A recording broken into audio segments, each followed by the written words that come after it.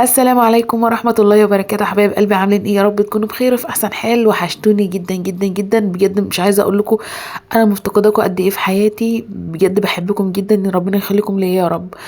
اللهم صل وسلم وبارك على سيدنا محمد وعلى اله وصحبه وسلم.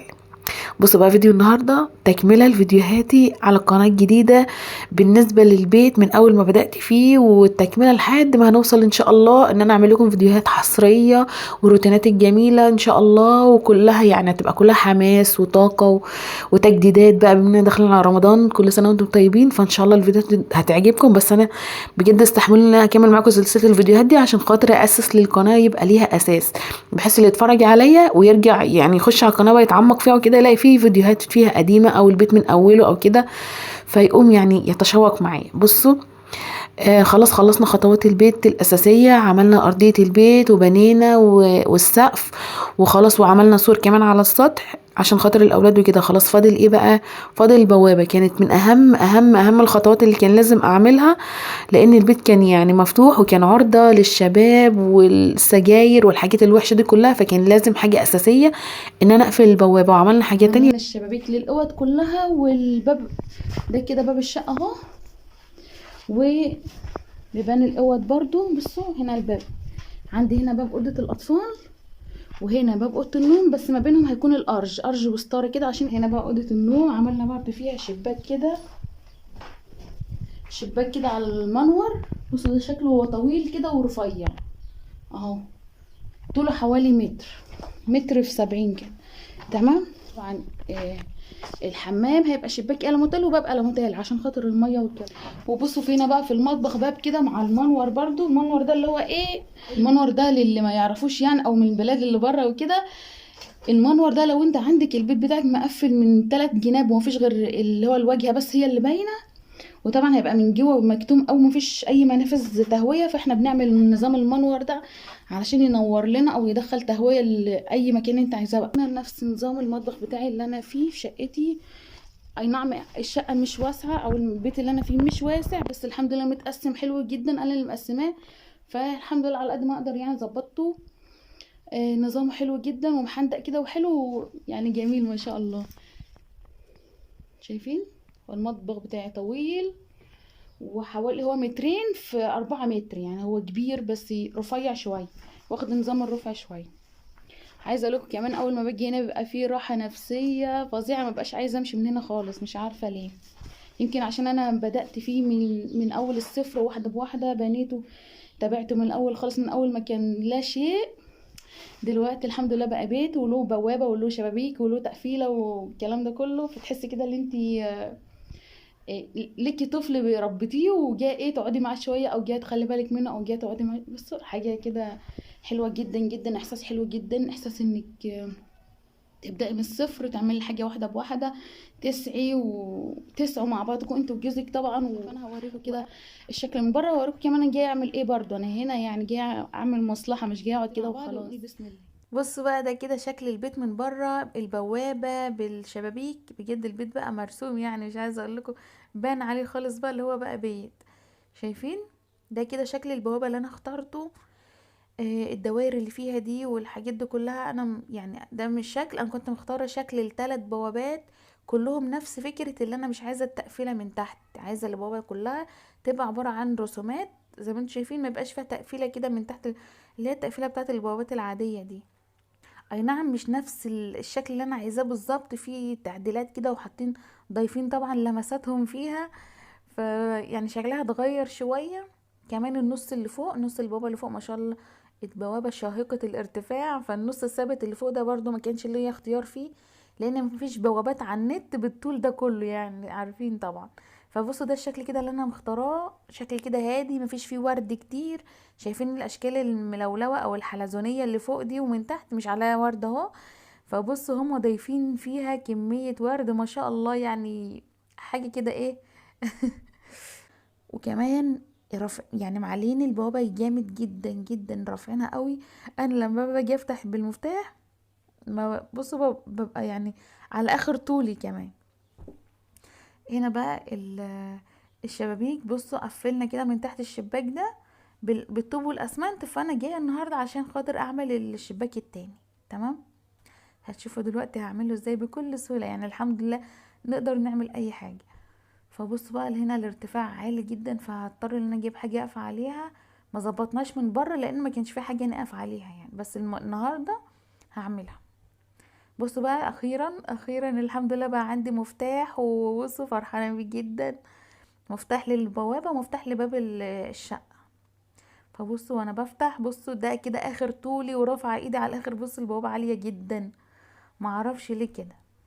وده كده شكل البوابة من جوه، بصوا عاملة ازاي، ما شاء الله طويلة جدا، طالعة للدور التاني اهو. بصوا، وهنا بقى باب الشقة اللي احنا عملناه، بصوا عامل ازاي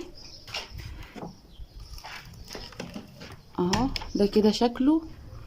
هو طبعا جاي جاهز مش عمولة، يعني ما فيش وقت اللي احنا نعمل عمولة، وكان يعني كمان العمولة ده يبقى مكلف، هيبقى اغلى. فاحنا برضو عايزين نمشي نفسنا، ده كده دور اول، مش عايزين نكلف فيه زيادة عن اللزوم، عايزين نمشي نفسنا عشان نخلص يعني نعمل اللي احنا عايزين.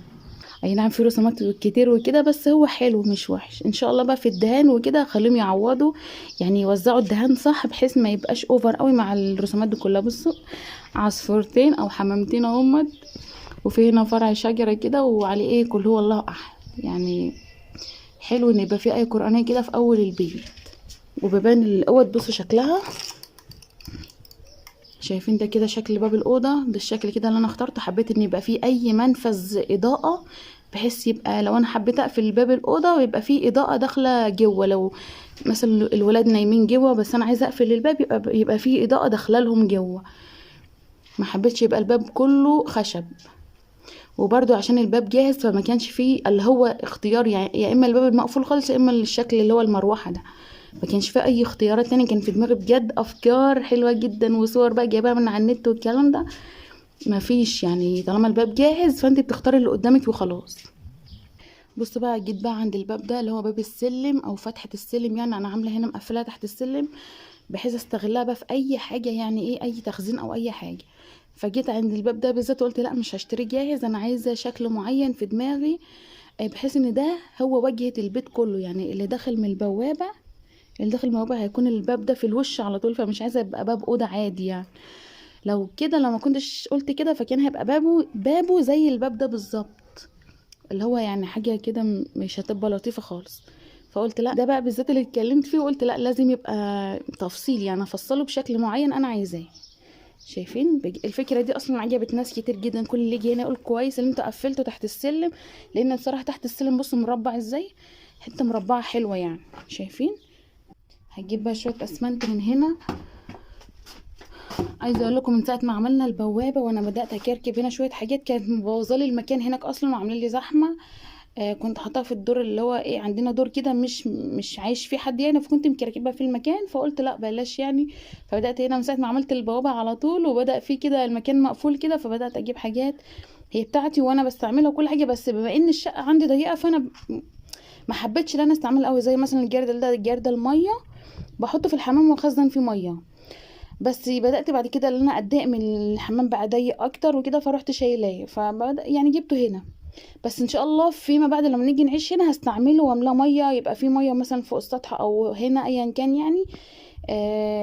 مش هيخسر يعني. دي مش كركبه اللي انا مستغنيه عنها، لا الحاجات دي انا مش مستغنيه عنها، بس في نفس الوقت مش يعني مش عارفه استعملها هناك خالص. تمام. والورد ده برضو ما بستعملوش او يعني مش عايزاه، بس قلت هنا ممكن احطه فوق السطح، اعمل ديكور على السطح او حاجه وانا بصور معاكم او كده يعني كده. بصوا هنا بقى شويه اسمنت لما كنا بنعمل البيبان والشبابيك، ففايت هنا حبه هاخد بقى منهم شويه علشان خاطر اقفل تحت الشباك. هنا بقى هجيب الرمله، بس هحاول بقى اشيل منها الزلط والحاجات دي كلها، وهيبقى الرمله ضعف الاسمنت اللي انا جايباه. يعني لو انا جايبه مثلا بصوا هيبقى نظام ايه، التلت والتلتين، يعني تلت اسمنت تلتين رمله. تمام. وبعد كده هروح اجيب ميه من اي حاجه جنبنا كده واعجنها وهوريكم شكلها هيبقى عامل ازاي. هنا بقى خلصت الاسمنت اهو زي ما انتم شايفين. بصوا بقى عامل ازاي، لا هو طري قوي ولا هو كده. بصوا على فكره كل ما هيقعد كل ما هيجمد اكتر، فانا هشتغل بيه بسرعه قبل ما يتقل. شايف طبعا. بصوا انا بعجن بايدي لان مفيش بديل، يعني مفيش هنا مسطرين ولا الكلام ده، هو بايدي على طول. وبعد كده هغسل ايدي وبعد كده احط كريم، يعني مش مشكله. شايفين. وهنا بقى جهزت كده شويه طوب اللي هعمل بيه اول سطر. لانه بصوا هي هتاخد كده سطر. طبعا الاضاءه معاكسه معاكم. بصوا هتاخد كده سطر، وبعد كده بعد السطر ده هتاخد حتت وفتافيت وحاجات زي كده. اول حاجه بقى هعملها هاخد الميه دي. بص شكل ايدي يا لهوي مكان ما هبني كده على طول هرش كده شويه ميه عشان الاسمنت يثبت عليها وتبقى يعني ايه متانه كده. بصوا اهو هاخد كده شويه اسمنت اكنها عجينه. بصوا اكنها عجينه ونقرص عيش اهو. هحطه اهو. بسم الله. شايفين شغل معلمين ولا لا؟ كل الكلام ده هيتضرب المحاره بعد كده، ومن بره ان شاء الله ان شاء الله يعني يبقى فيه سيراميك وكده. شايفين طبعا هنا الاسمنت شويه. بص انا هظبط كل الكلام ده لان انا بصراحه مش عارفه اصور بايد واحده واعمل يعني اشتغل بايد واحده، فهخلص وارجع لكم تاني. بص بقى واخيرا خلصت زي ما انتم شايفين. بجد خدت مني وقت يعني محترم. شايفين عملت كده من تحت بالاسمنت والطوب وكمان من الجناب. جبت بقى حاجه كده وقفت عليها، وكمان طلعت من بره البيت خالص وقعدت اظبطها يعني من بره وكده.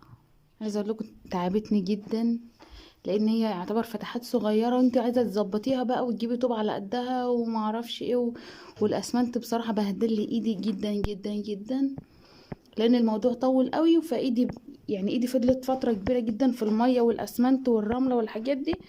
مش عايزه اقول لكم بقت عامله ازاي. اتبهدلت جدا. يلا الحمد لله. عامه انا اصلا مبسوطه ان انا بعمل حاجه في بيتي. وهنا برضو رجعت ظبطتها وكان يعني النص شايفين النص المبلول ده برضو ما كانش لسه اتعمل عملته الكلام ده. يعني الارضيه دي واطيه جدا. بصوا مسافه الشباك عاليه قوي حتى انا ما بطولهاش بايدي. بصوا كل الكلام ده هيعلى اكتر بالتراب. يعني هنجيب رماد تاني ونعلي فيه بس لما نعمل الاساسيات السباكه في الحمام، بحيث تبقى المواسير بتاعه الحمام والاساسيات تبقى تحت في البطانه يعني ايه فاهمين، ما تتكسرش او يحصل لها حاجه. وبعد كده نحط عليها تراب وبعد كده خرسانه وبعد كده ان شاء الله السيراميك. فكل الكلام ده احنا مستنيينه. ده كده الشكل من بره اهو زي ما انتم شايفين.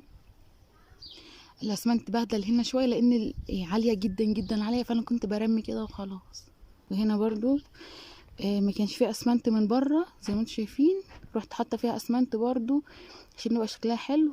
وكمان من الجناب على قد ما اقدر كنت برمي كده عشان هي عاليه جدا. بنسلك احنا في اي حاجه الحمد لله.